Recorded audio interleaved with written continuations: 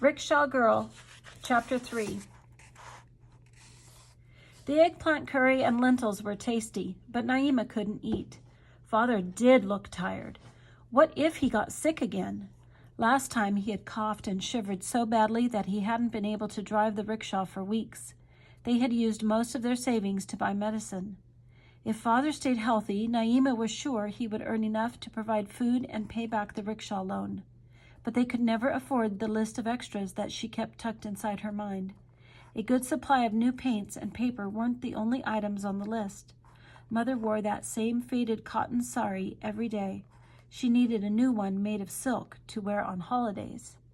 Father didn't have a woolen shawl to keep him warm on cold nights, and Rashida glanced sadly into the sweet shop when the sisters passed it. She loved juicy Rickshaw treats so much.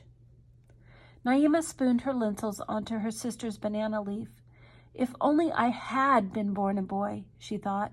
Then I could earn some money. Even just a little would help.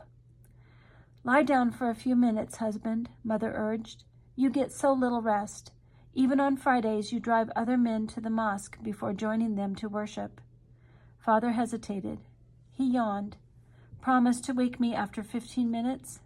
Of course, Mother said. She dimmed the window with an old sheet. Slowly, Father lowered himself onto the mat. He searched the darkened hut to find Naima. Why don't you finish your alpana design, my daughter? That way you can keep an eye on the rickshaw, too. Yes, Father, Naima said, as she watched him slip almost instantly into sleep. Shh, girls, Mother said, tiptoeing around Father's quiet body. Rashida, wipe off the plates. Didn't you hear your father, Naima? Go out and take care of that rickshaw. Naima went outside into the stifling noontime heat. The card-playing men had gone inside. Somewhere a radio was blaring Bangladesh's national anthem. Naima didn't feel like painting alpanas. Instead, still frowning, she climbed onto the leather bench of Father's rickshaw, where the canopy provided some shade. Salim drove by again, this time with no passenger behind him. He glanced quickly around. Nobody was in sight, so he jumped off the cycle seat and walked over to Naima. What's wrong? He asked her. Naima climbed down to join him. You help your father, she burst out. Why can't I help mine? Salim shrugged. You're a girl. Girls stay home and help their mothers. Boys earn money and work with their fathers. That's just the way it is. But why?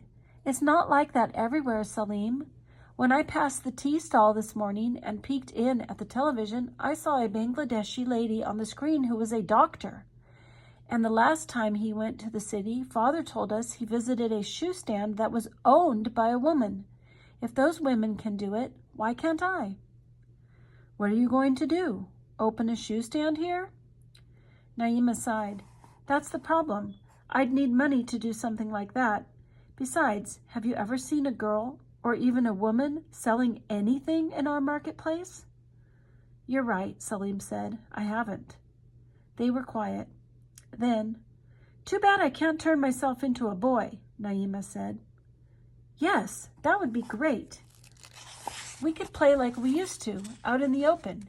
You could join in our cricket games. And Naima? Naima, are you listening? Chapter 4. The wheels in Naima's mind were spinning wildly. She stared at Salim's clothes. He wore a short lungi, a Curtis shirt, and a cap that was just big enough to hide a girl's coiled braid. She's getting another one of her ideas, Salim told his reflection in the rickshaw's tin panel. Naima! Naima! What are you thinking? What if I disguised myself as a boy? Naima asked. I could drive Father's rickshaw for an hour or two every day. He'd have a chance to rest, and I could earn some money. Salim shook his head. People will still recognize you. It might work at twilight, Naima said. You can't see faces clearly at that time of day. Naima, it won't work, I tell you. Your passengers will know you're a girl as soon as they hear your voice. I wouldn't have to say much. Besides, I can sound like a boy. Listen to this." Naima deepened her voice. 3 taka for a ride to the marketplace and back." Salim grinned. "You sound more like a boy than I do," he said. "But this might be a good time to remember some history, Naima. Like the time you wanted us to walk all the way to the Dhaka Zoo, for example, even though it takes 4 hours to get there by train." "We were only 6 years old. Father found us before it got dark." "What about the time you almost drowned trying to catch fish with that new kind of net you invented?" "I really thought those knots wouldn't break," Naima said, shrugging, "but they did. Anyway, you pulled me to shore in plenty of time. But this is different, Salim. I'm older now. I'll ask Mother and Father for permission first." "Even if they let you try wearing a disguise, which I'm sure they won't, somebody in the village will find out. They'll start gossiping. You'll bring shame to your whole family, Naima, and you don't want to do that." "I don't care," Naima said fiercely. "It's more shameful that I can't help by earning a little money. Besides, Mother and Father can keep a secret. Even Rashida knows how to hold her tongue. I'd promised to stay away from the relatives' huts." Somebody switched off the radio, and Salim climbed back on his cycle seat. "There has to be another way for you to earn some money," he told her. "We'll think of something, Naima." "There isn't another way," Naima said, folding her arms and jutting out her chin. Salim sighed, shook his head, and drove away. Naima stuck out her tongue at his back. "Easy for you to say," she thought. "You're a boy." She turned back to the rickshaw, and in her imagination she moved forward with her plan. First, she'd convince her parents. "Father, you need rest. You can't get sick again. Mother, it's only an hour a day. Nobody will recognize me." "What a wonderful idea, Naima," Mother would say. "You're so thoughtful." "See? I told you a daughter's just as good as a son," Father would add. "I knew she could do it." But could she? She squinted at Father's rickshaw, sparkling in the sunshine after her cleaning. It was beautiful, but it looked so heavy. She'd never driven one before. She was about the same size as Salim, though, and he managed to turn the pedals. She'd just have to show Father how good she was. Then he'd be sure to let her try it. Chapter 5. Naima glanced around. The village was silent, the lane empty. Quickly she climbed up on the cycle seat. She had to stand to reach both pedals at the same time. Grasping the handles for balance, she pressed hard with her feet. The rickshaw didn't budge. Naima pushed against the pedals with all her might. The rickshaw started rolling downhill. She was doing it! She was driving the rickshaw! As she turned the pedals, Naima pictured Father's smile as she handed him the taka she had earned. In her mind's eye, Mother got teary as she unwrapped a silk sari that Naima had picked out. An imaginary Rashida giggled as she popped one rasagala after another into her mouth, devouring the whole pot that Naima had brought home from the sweet shop. Before she realized what was happening, the lane began to curve at the bottom of the slope. A thicket of bushes loomed ahead. They were coming closer and closer. Desperately, Naima tried to turn the rickshaw, but she couldn't seem to change directions. She squeezed the handbrakes as hard as she could, but the rickshaw seemed to pick up speed instead of slowing down. She couldn't steer. She couldn't stop it. Just before the rickshaw careened into the bushes, Naima managed to jump off the cycle. She landed on her hands and knees in the dusty lane. Crash! The rickshaw just kept hurtling through the thicket like a stampeding animal. Naima stayed where she was and listened to the rasp of thorns clawing the tin. Her heart was beating like a tabla drum. When everything was still, she stood up and made herself look. The thorns had captured Father's gleaming new rickshaw, bushes closing around it like a trap.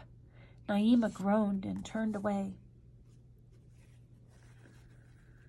Rashida was standing at the curve of the lane, her mouth as round as an alpana circle. Naima gestured at her sister, combing the air with her palm down, and Rashida raced down the hill. The two sisters struggled to pull out the rickshaw. but it was too heavy for them. "Get father," Naima said finally. She sat on a rock and waited, her head in her hands. What had she done? Why hadn't she stopped to think? Mother was right. Naima was too thoughtless. Salim had been right, too. This had been another one of her silly ideas. Father and Mother and Rashida came running. Mother gathered Naima close. Then she held out at arm's length, scanning her face, hands, body. "Are you bleeding?" she asked. "I'm all right, Mother, but..." Naima's voice broke. Father was already in the bushes. Somehow he managed to wrestle the rickshaw back onto the lane. All four of them gasped when they saw the scratches on the leather and the dents on the tin. The peacock feathers on the side panels were torn and ragged. Even the painted lotus flowers on the back panel had been clawed by the thorns. "Eesh," Mother wailed. "You've ruined the rickshaw, Naima. What were you thinking?" I was trying to drive it." "What? Why in the world would you do something like that?" "I'm sorry," Naima managed to say, fighting back tears. "I was trying to see if I could drive it so that I could give Father a rest." It was too late to explain her whole idea. She knew they'd never let her try it now. "The sun has been shining too hot on your head, daughter," Mother scolded. "Have you ever seen a girl driving a rickshaw? I thought you were growing up, Naima, but you're as careless as ever." Father didn't say anything. His face was grim. He climbed on and pushed the pedals. The rickshaw moved slowly, like an ox obeying its master even though it didn't want to. "It still works," Father called over his shoulder, heading for the hut. Naima could hear the relief in his voice.